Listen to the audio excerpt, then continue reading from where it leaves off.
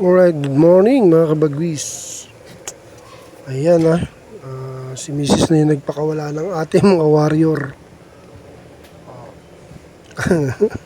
Kabagwis na Mrs. ko eh. Ang gaganda na ng aking ibon. Actually, nagdadab lang ako dahil si Mrs. na yung nagpakawala dahil ako ngayon nasa work. So, ito habang ako'y nagla-lunch, nagdab na ako para ma-upload natin. Pero lagi ko namang kinukumusta ang ating mga warrior. Umaraw kasi kaya sabi ko kay Mrs. pakawalan niya. Para sa impormasyon nga pala, yung ating huling young bird ni 11 feather nung aking mga breeder, which is wala na rin. Yung isa binalik ko na sa dating may pinakawalan ko para kako lahat batcher. Yung kanyang huling inakay na si 11 feather, na-fly, overfly. Pero ilang araw din paikot-ikot dito, kaya lang nung nagpakawalan ako dahil medyo wala ng ulan, that time kasi bumabagyo, kaya hindi makapagpakawala para sunduin. Nung nagpakawala ako, wala na yata dito, kaya hindi nasundo. Nagtuloy-tuloy na. May sing-sing naman yun, kawawa naman. Pero yan, 9 sila.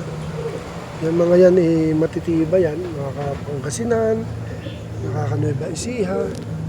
And dapat itong week na to, di ba, sa Pangasinan uli sila, kaya lang bumagyo.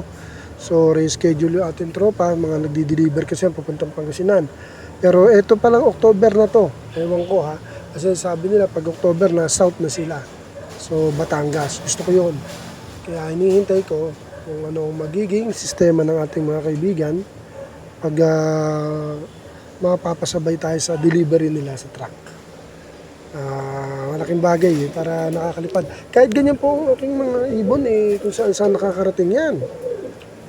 Ang galingan nila, bihira lang silang rumonda, pero pag hinit siya na malayo, nakakabalik. Walang nawawala sa 11 feather ko. May nawala pa, yung overfly pa. At least hindi pa paamo yun. Nagbububong-bubong lang yun mga araw. Kasi napapansin nyo, hindi naman ako mahilig magpakawala. Tapos bigla akong inihit siya yan. Kung matalino, babalik. Ayan isa na sila lumalabas.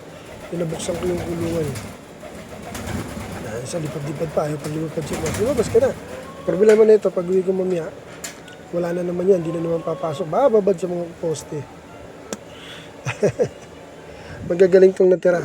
Ang linyada ko lang dito ay yung black ghost. May natirang dalawang black ghost yan. Yung parang checkered. Line yun. Mga magulang wala na rin. Hindi. Yung magulang nandiyan yung white top. Yung babae. Wala nang pares. Yung male kasing black ghost.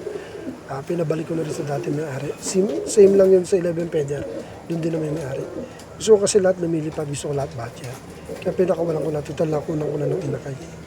Kaya ang line ko dito is black ghost. Dalawa yun. At 6 na 11 feather. Yung isa kasing black dyan, bili ko yan sa Malabon Pet Market. Kasama yung puti na nag-overfly na 11 feather. Pero hindi ko line yun. Kaya yan. More on 11 feather ako, tsaka dalawang black ghost, mga kabagis. Matitiba ito.